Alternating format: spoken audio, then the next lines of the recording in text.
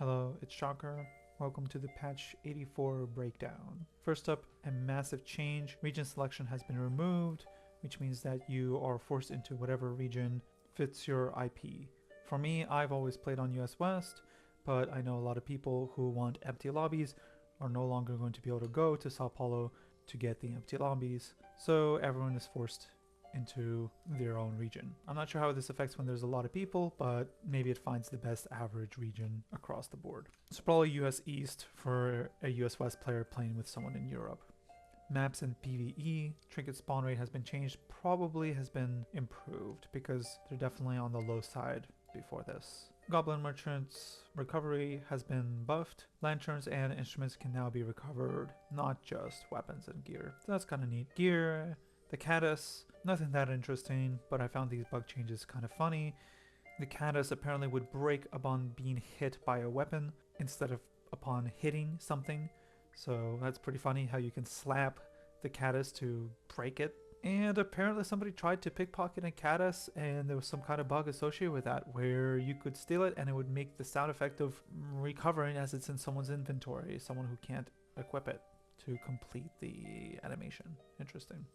Hilarious. Well, maybe there's someone has video evidence of Catice being pickpocketed. That would be insane. And then other changes, the Cloaks bugging out like crazy across the screen, that supposedly has been fixed, and it seems like I haven't seen that bug since then, so that is an actual fix. Infinite loading in bug apparently has been addressed as well. Arena is going to be starting on May 2nd. The date has been confirmed. And rank icons have been changed to make Demigod actually easy to tell apart from Apprentice. Before, Apprentice and Demigod looked basically identical, maybe like a tiny pixel difference in color shade of slightly yellow versus white. I always had a really hard time telling the difference, so now it'll actually be a lot clearer. And some canon changes. So the marketplace is now account wide, but they said that the account wide marketplace market access is now shared across your account, and everyone's assumption, I'm sure, was that once you hit level 20 you gain access to the account wide market. That means that you can access the market on your account wide, but apparently not. Apparently account wide is only account wide when it's inconvenient. So the inconvenience of account wide is that you have less sale slots, but the other inconvenience of account wide is that the unlock is not account wide. So if you unlock the account wide market on a character, you don't have access to the listings that are account bound on other characters that aren't level 20 that can't yet access the market, which is the stupidest thing I've ever seen done. There's no way that this was a lack of effort. They must have had to purposefully put this in. It's just stupid. I'm baffled that they would do this. If you're going to make the market account wide, why can't I access the market across my entire account? Once I've unlocked the market on a character, it should unlock for the account, not for the character.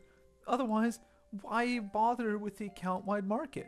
Oh, is it to limit it so that you can sell an extra page through your season pass?